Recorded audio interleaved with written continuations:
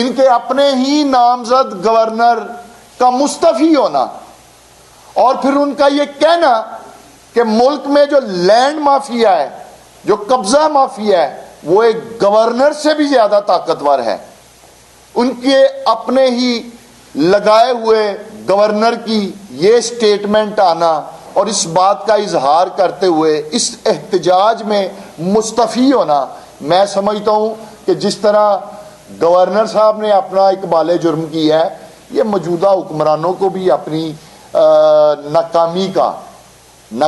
کا عوام کی عدالت میں آ کر اقبال جرم کرنا چاہیے۔ پاکستان، ہم نے احتجاج کیا، تحریک انصاف نے دھرنا دیا، 126 دن ہم نے دھرنا دیا، اور میں آپ کو عرض کرتا چلوں کہ یہ جو تحریک انصاف کا دھرنا تھا، یہ اس لیے دھرنا نہیں تھا کہ کوئی تحریک انصاف یہ چاہتی تھی کہ کوئی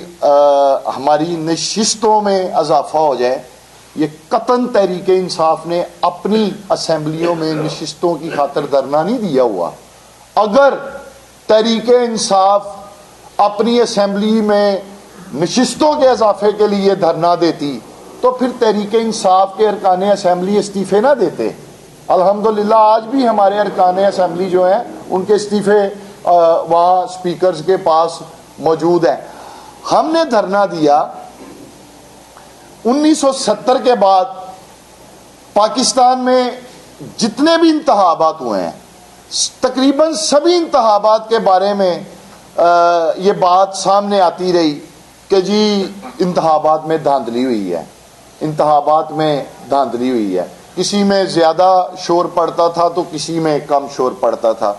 لیکن یہ جو لاسٹ الیکشن ہوا ہے اس میں تو سبھی پاکستان کی جتنی پولیٹیکل پارٹیز تھیں جنہوں نے حصہ لیا، ان سب کا موقف بعد ازاں سامنے آیا کہ جی انتخابات میں دھاندلی ہوئی ہے۔ سب جماعتوں کا موقف آیا، ہمارا موقف بھی سامنے آیا۔ اس میں ہم نے باقاعدہ ہماری پارٹی کی جانب سے 65 پٹیشنز جو تھیں وہ دائر کی گئی تھی، جس میں سے 4 پٹیشنز جو تھی پارٹی نے ان کا انتخاب کیا، اور وہ ہم نے کہا جی کہ یہ 4 حلقے جو ہیں آپ ان کی ری کاؤنٹنگ وتھ تھم امپریشن جو ہے وہ کروائیں۔ اور اس کے لیے پاکستان تحریک انصاف 1.5 سال تک الیکشن کمیشن، یہ جو ٹریبیونلز تھے ان میں جاتی رہی، ہم نے سپریم کورٹ کا راستہ اختیار کیا، ہم نے پارلیمنٹ کے اندر یہ آواز بلند کی، اور 1.5 سال تک ہم بار بار یہ کہتے رہے چیئرمین تحریک انصاف عمران خان صاحب کہ اگر ہمیں انصاف نہ ملا تو ہم سڑکوں پر آئیں گے۔ اور پھر آپ نے دیکھا جب 1.5 سال گزرنے کے باوجود کسی طرف سے بھی کوئی انصاف کی امید نظر نہ آئی، تو پھر وہ بات جو ہم بار بار کر رہے تھے، پھر ہم نے آزادی مارچ کا آغاز کیا۔ آزادی مارچ کا جو ہمارا دھرنا تھا، جو آغاز تھا، وہ پاکستان میں ایک خالص جمہوریت کے لیے تھا، تاکہ پاکستان میں ایک خالص جمہوریت جو ہے وہ رائج کی جا سکے، جس جمہوریت کو یہ بچانے کے لیے سب اکٹھے ہوئے۔ یہ کون سی جمہوریت ہے؟ یہ کون سی جمہوریت ہے کہ لوگ ووٹ کسی کو دیتے ہیں اور جیت کوئی اور جاتا ہے؟ اور آج اس ملک، یہ پاکستان جو اس نیج پہ پہنچا ہوا ہے، اس کی بنیادی وجہ بھی یہی ہے۔ پاکستان کے اس نہج پر پہنچنے کی بنیادی وجہ بھی یہی ہے کہ یہاں حکمران اقتدار میں اپنے مینڈیٹ کے ساتھ نہیں آتے، اور پھر وہ ایک اپنے جھوٹے مینڈیٹ کو تحفظ دینے کے لیے، اپنے اقتدار کو دوام بخشنے کے لیے وہ ملکی مفادات پر بھی جو ہے وہ سودے بازی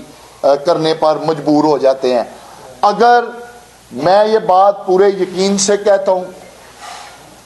کہ اگر کوئی حکومت جو حقیقتاً عوامی مینڈیٹ سے آئی ہوگی جو عوام کے ووٹ سے آئی ہوگی، الحمدللہ وہ حکومت اور اس کے حکمران کبھی بھی ملکی مفادات پر اپنے اقتدار کو بچانے کے لیے سودے بازی سے کام نہیں لیں گے۔ اور ہم بشریت مسلمان بھی اگر بات کریں تو ہمارا دین، ہمارا اسلام ہمیں کیا درس دیتا ہے کہ ظلم اور ناانصافی کے خلاف ڈٹ جاؤ۔ اور یہ جو ہم نے دھرنا دیا، یہ جو ہمارا مطالبہ ہے، یہ ایک ظلم اور ناانصافی ہے۔ عوام کے پاس ہے ہی کیا؟ یہ جو غریب لوگ ہیں ان کے پاس کیا ہے؟ اگر انہوں نے حکمرانوں کا احتساب کرنا ہے تو ایک ووٹ کے سوا ان لوگوں کے پاس ہے ہی کیا؟ تو اگر اس ووٹ کی طاقت بھی ان لوگوں کے پاس نہ ہو، اگر یہ اپنے ووٹ کی طاقت سے حکمرانوں کا احتساب نہ کر سکیں، تو اس سے بڑے ظلم اور ناانصافی کی کیا بات ہو سکتی ہے؟ اور پھر دوسرا میں یہ بھی عرض کرتا چلوں کہ کیا وہ قوم جس کا ووٹ ہی، جس کے پاس ووٹ کی طاقت ہی نہیں ہے اپنی، کیا وہ آزاد قوم ہے؟ کیا ہم اس قوم کو آزاد قوم تصور کر سکتے ہیں جس کے پاس اپنے ووٹ کی طاقت ہی موجود نہیں، کہ قوم کسی اور کو ووٹ دیتی ہے اور اقتدار کے ایوانوں میں چور دروازوں کے راستے کوئی اور پہنچ جاتے ہیں؟ تو میں یہ میڈیا کے ذریعے یہ پیغام دینا چاہتا ہوں، یہ موصوف کو میں کیا کہوں، وزیر پانی بجلی کہوں یا وزیر دفاع کہوں، ایک تو موصوف وکٹ کے دونوں طرف کھیلتے ہیں۔ جب ملک میں مسئلہ ہوتا ہے بجلی اور پانی کا، جب اس پہ بات کرنے لگتے تو کہتے ہیں جی میں تو وزیر دفاع ہوں، اور جب کوئی ملک میں دفاع کا مسئلہ ہوتا ہے اور جب موصوف سے اس پہ بات کی جانے لگتی ہے تو کہتے ہیں جی میں تو وزیر پانی ہوں، بجلی ہوں۔ تو موصوف تو خود وکٹ کے دونوں طرف کھیل رہے ہیں۔ اور موصوف کے اپنے گھر پر بھی میں عرض کر چکا ہوں کہ بجلی چوری کا انکشاف ہوا ہے۔ موصوف کے اپنے کے ای میں جو شیئرز ہولڈر یہ جو سامنے آئے ہیں، ایک اتنا بڑا کانفلکٹ آف انٹرسٹ، ابھی تک اس کی طرف سے بھی کوئی جواب نہیں آیا۔ اور موصوف کے اپنے بردر ان لا جو ہیں وہ خود نیپرا کے چیئرمین ہیں، اور پھر موصوف خود جو کہتے پھرتے تھے کہ اگر مجھے یہ قلمدان سونپا گیا تو میں سرپرائز دوں گا، اور واقعی جس طرح کے وہ سرپرائز دے رہے ہیں، اور قوم بھی دیکھ رہی ہے کہ موجودہ حکمرانوں کے جو وزراء ہیں وہ کس طرح کے سرپرائز دے رہے ہیں۔ تو یہی میں چاہتا ہوں کہ میڈیا کے ذریعے، اور بالخصوص میری آپ تمام دوستوں سے یہ ریکویسٹ ہے، چونکہ آپ کا تو تعلق بھی اسی شہر سے ہے، گو کہ صحافی کا تعلق تو دنیا بھر سے ہی ہوتا ہے، لیکن چونکہ مقامی سطح کے آپ لوگ ہیں، آپ جانتے ہیں کہ NA 110 ابھی نہیں کھلا ہوا، اور یہ بار بار یہ جو انفارمیشن منسٹر ہیں یہ جھوٹ بولتے ہیں۔ ان کو اپنا ریکارڈ درست کرنا چاہیے کہ جی چاروں حلقے کھل گئے ہیں، کوئی چاروں حلقے نہیں کھلے ہوئے، NA 110 آج بھی نہیں کھلا ہوا۔ اور کل بھی جو یہ انہوں نے لیت و لال سے کام لیا ہے کہ یہ جو پٹیشن جو ہے وہ خارج ہو چکی ہے، اس کی پٹیشن سپریم کورٹ میں ہے، ابھی اس کا فیصلہ نہیں آیا۔ اور جو ٹریبیونلز کی وہ بات کرتے ہیں کہ جی عثمان ڈار ٹریبیونلز کے سامنے پیش نہیں ہوئے، یہ عثمان ڈار صاحب کے